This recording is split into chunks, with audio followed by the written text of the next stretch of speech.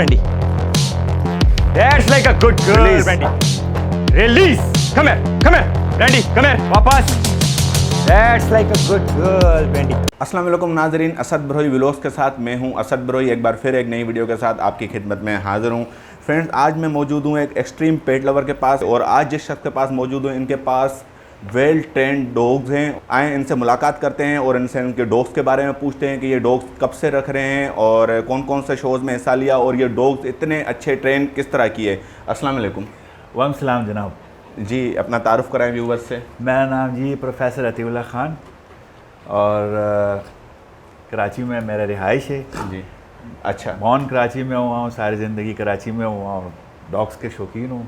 आपके पास well trained होते हैं डॉग्स, और काफ़ी सारी बुक्स भी मैंने देखी हैं और मैंने ये सुना है कि आप काफ़ी सारे शोज़ में भी हिस्सा लेते हैं। तो आप सबसे पहले ये बताएं कि कौन कौन से शोज़ में आपने हिस्सा लिया है। पहला जो मेरा शो था 1999 में मैंने अपना GSD शो किया था जो अमेरिकन जज के अंडर था और उसका नाम था फ्रेड लिंगटन। और मुझे शौक़ तो बहुत बचपन से है डॉग्स का, स्पेशली मैं जर्मन शेफर्ड का वो हूँ और मैं GSDC पे से कराता हूँ डॉग शो में। जितने भी मेरे डॉग एग्जीबिशन में जाते हैं तो पार्टिसिपेट GSDCP से करते हैं। और बचपन से डॉग रखता आया हूँ, लेकिन मैं ऑफिशियल ब्रीडर मैं नहीं कह सकता हूँ क्योंकि मैं प्रोफेशनल नहीं हूँ। ठीक है। मैं शौक़ के हद तक करता हूँ, तो बाकी जो प्रोफेशनल होते हैं वो करते हैं। बाकी मैं जब अगर शो कराना होता है तो मैं शो के लिए ख़रीद लेता हूँ, तो फिर उसको तैयार करता हूँ और उसमें शो में कम्पीट करता हूँ। मेरे सीगर में भी लगे हैं, मेरा 2004 में लगा था, दूसरे नंबर पे लगा था पपी क्लास में, और SG3 लगा था मेरे लाहौर में 2006 या 7 में, मुझे प्रॉपर याद नहीं है। अच्छा।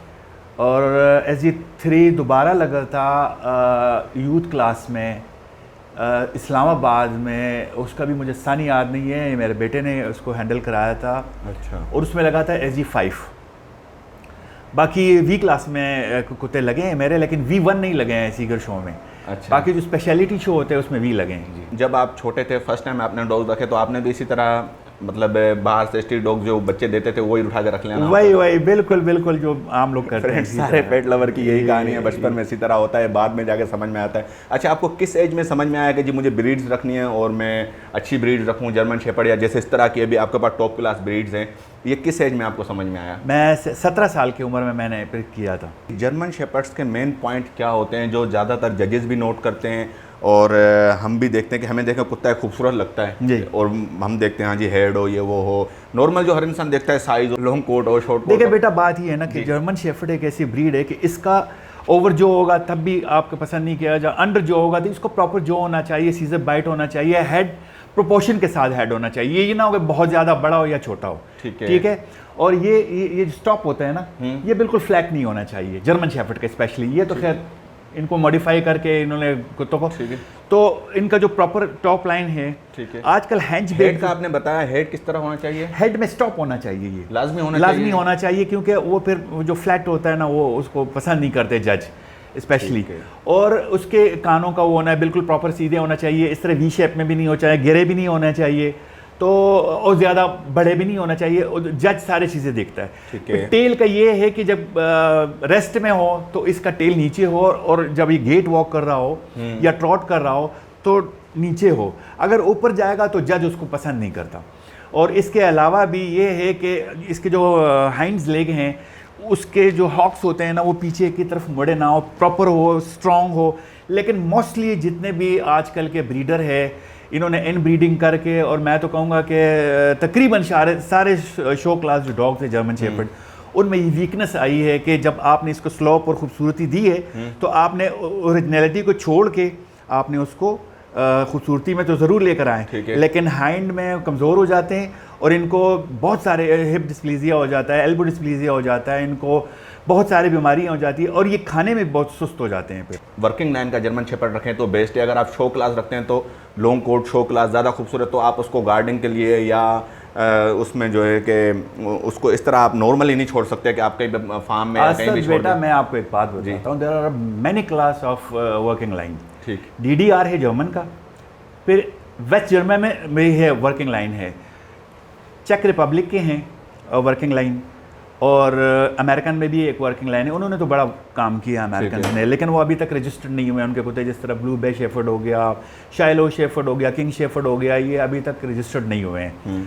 तो मोस्टली मैं खुद काम कर रहा हूँ वर्किंग लाइन पे, और मैंने बड़ी अच्छी ब्रीड बनाई है, लेकिन चूंकि उसको मैं रजिस्टर नहीं करा सका क्योंकि वो मैंने वर्किंग लाइन डाला है, उसमें मैंने बेल्जियम मैल डाला है। ठीक है। मेलानोवा डालने से कुत्ते बड़े स्ट्रॉन्ग हो गए, और मैंने एक ऐसी ब्रीड बनाई है जो 29 to 30 इंचेस तक उनकी हाइट गई। ये मेरे पास गांव में है, बुनेर में। मैं बेसिकली ताल्लुक मेरा जो मेरा नेटिव प्लेस है वो बुनेर है। ठीक है। तो इंशाल्लाह मैं उनकी आपको कुछ वीडियो आपके व्हाट्सएप करूंगा, इंशाल्लाह आप देख लेना। ठीक है। अच्छा, आप क्या राय देंगे अगर कोई एक सिक्योरिटी के लिए रफ टफ कंडीशन में रखना चाहता है, उसको वर्किंग लाइन रखना चाहिए या शो क्लास डॉग रखना चाहिए? नहीं, show class just for show.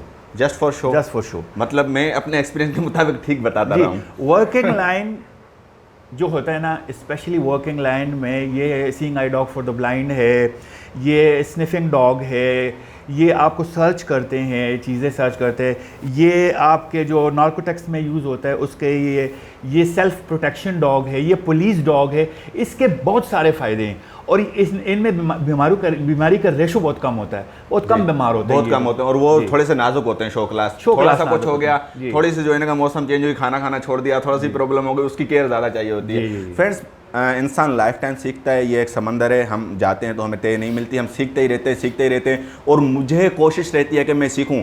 इस तरह के लोग मिलते हैं, पुराने ब्रीडर मिलते हैं, तो मुझे खुशी होती है और मैं उनसे सीखने की कोशिश करता हूँ।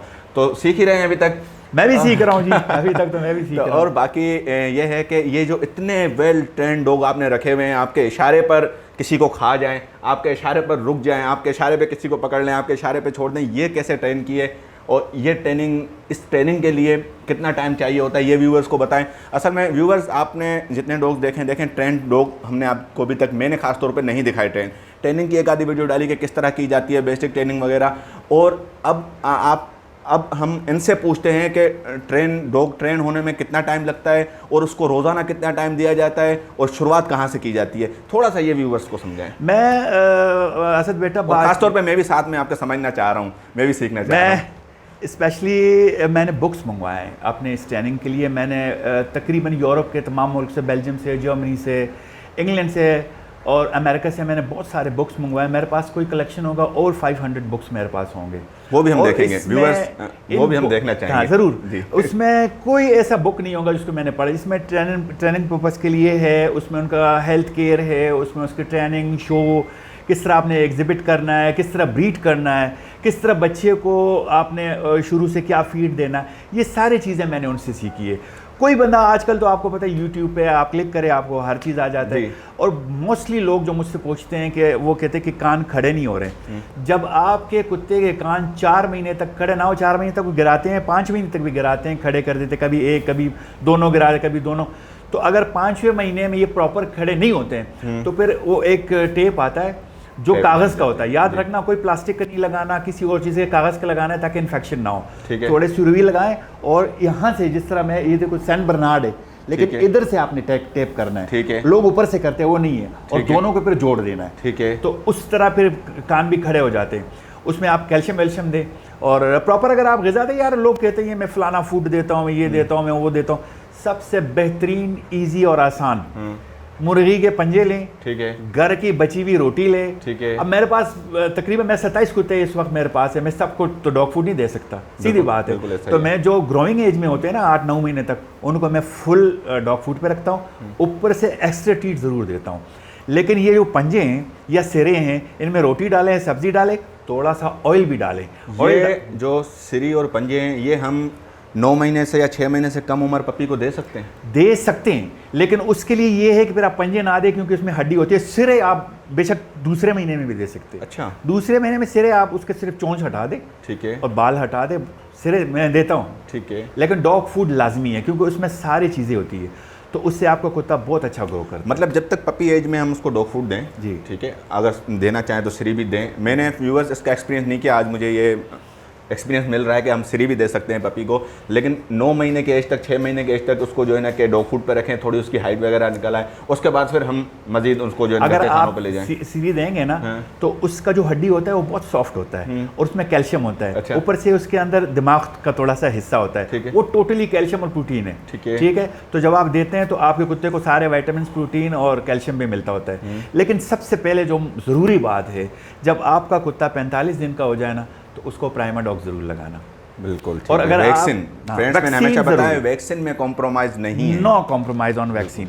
ठीक है, दूसरी बात ये है कि आप किसी को पप फ्री ना दें। फ्रेंड्स ये भी सुन लें। हाँ, चूँकि मैं प्रोफेशनल नहीं हूँ, लेकिन मैं फ्री देता होता था तो मुझे तो पैसों की नहीं ज़रूरत थी कुत्तों की, लेकिन जिसको मैंने फ्री कुत्ता दिया ना उन्होंने मार दिया। बिल्कुल। अब मैंने सोचा है, मैंने 2 बंदों को दिया है, मैं अपने पैसे भी उनके अपने पास नहीं रखता हूँ, मैं अपने जो कुत्ते मेरे रखते हैं उनको दे देता हूँ। तो यकीन करें उन्होंने रखा और प्रॉपर रखा कुत्ते। अच्छा, अब ये बताएं मुझे कि हम डेमो देखना चाहेंगे आपके डॉग्स का। अब इस वक्त मुझे ये बताएं कि यहाँ पर आपके पास कितने डॉग्स मौजूद हैं? मेरे पास तो अभी हस्की है, मेरे पास पिटबुल है, मेरे पास ये सैन बर्नार्ड है, एक जर्मन शेफर्ड है।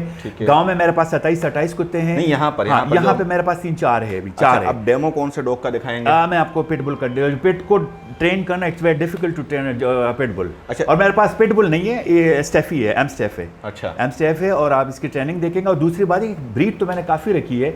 मैंने जर्मन शेफर्ड रखा है, मालानोवा रखा है, मैंने आपका गनंडियल रखा है, टेरवेरन नहीं रखा मैंने।